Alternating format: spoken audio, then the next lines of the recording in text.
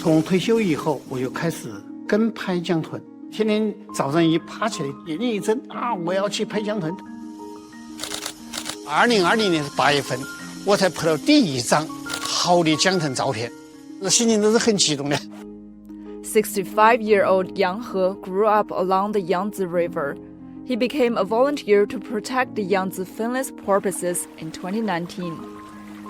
Since then, he has been devoted to taking photos of the species every day, rain or shine. The Yangtze finless porpoise, which is under top-level state protection in China, is an important indicator of the health of the Yangtze River ecology. For Yang, the Yangtze finless porpoises are like his family and friends.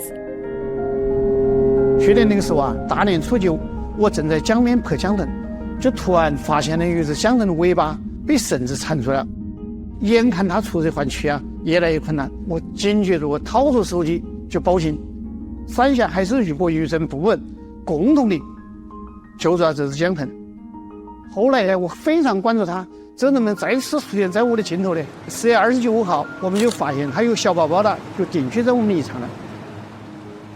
Over the past 5 years, Yang has taken over 100,000 photos of the endangered species. Yang can even identify every newborn finless porpoise in the Yichang section of the Yangtze River. 拍到一张好照片，它不仅有媒体传播的价值，它还有科学研究的这种价值。江豚就像我的孩子，我就像他的长辈一样的，就天天要去看它，天天有个挂念，用我的余生去追拍江豚。只要我扛龙机械，我能走能开车，我就去拍。